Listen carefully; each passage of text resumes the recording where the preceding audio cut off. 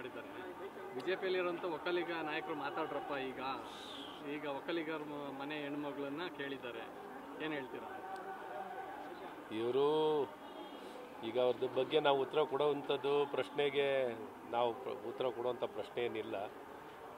ಇವತ್ತು ಸರ್ಕಾರ ನಡೆಸ್ತಾ ಇದ್ದಾರೆ, ಯಾವ ರೀತಿ ನಡೆಸ್ತಾ ಇದ್ದೀರಾ ಅಂತ ನೀವು ನೋಡ್ಕೊಳ್ಳಿ ಸ್ವಾಮಿ. ಜನ ನಿಮ್ಗೆ ಅಧಿಕಾರ ಕೊಟ್ಟವ್ರೆ, ನಮ್ಮನ್ನ ಪ್ರತಿಪಕ್ಷದಲ್ಲಿ ಕೂಡಿಸಿದ್ದಾರೆ.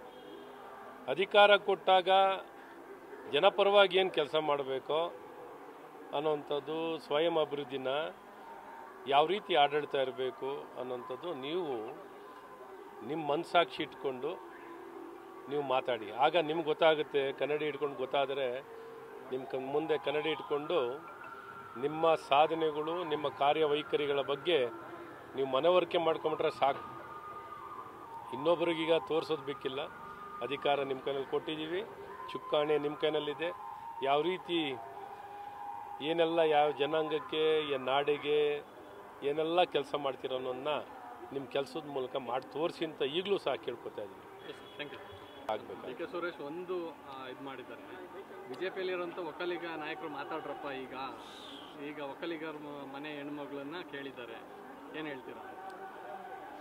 ಇವರು ಈಗ ಅವ್ರದ್ದು ಬಗ್ಗೆ ನಾವು ಉತ್ತರ ಕೊಡುವಂಥದ್ದು ಪ್ರಶ್ನೆಗೆ ನಾವು ಉತ್ತರ ಕೊಡುವಂಥ ಪ್ರಶ್ನೆ ಏನಿಲ್ಲ. ಇವತ್ತು ಸರ್ಕಾರ ನಡೆಸ್ತಾ ಇದ್ದಾರೆ, ಯಾವ ರೀತಿ ನಡೆಸ್ತಾ ಇದ್ದೀರಾ ಅಂತ ನೀವು ನೋಡ್ಕೊಳ್ಳಿ ಸ್ವಾಮಿ. ಜನ ನಿಮ್ಗೆ ಅಧಿಕಾರ ಕೊಟ್ಟವ್ರೆ, ನಮ್ಮನ್ನ ಪ್ರತಿಪಕ್ಷದಲ್ಲಿ ಕೂಡಿಸಿದ್ದಾರೆ.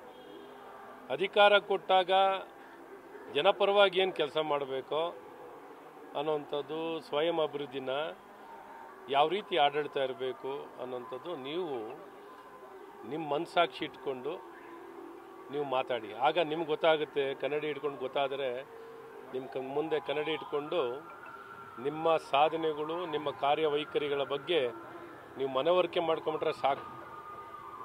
ಇನ್ನೊಬ್ಬರಿಗೀಗ ತೋರಿಸೋದು ಬೇಕಿಲ್ಲ. ಅಧಿಕಾರ ನಿಮ್ಮ ಕೈನಲ್ಲಿ ಕೊಟ್ಟಿದ್ದೀವಿ, ಚುಕ್ಕಾಣಿ ನಿಮ್ಮ ಕೈನಲ್ಲಿದೆ. ಯಾವ ರೀತಿ ಏನೆಲ್ಲ ಯಾವ ಜನಾಂಗಕ್ಕೆ, ನಾಡಿಗೆ ಏನೆಲ್ಲ ಕೆಲಸ ಮಾಡ್ತೀರೋ ಅನ್ನೋದನ್ನ ನಿಮ್ಮ ಕೆಲಸದ ಮೂಲಕ ಮಾಡಿ ತೋರಿಸಿ ಅಂತ ಈಗಲೂ ಸಹ ಕೇಳ್ಕೊತಾ ಇದ್ದೀನಿ. Thank you.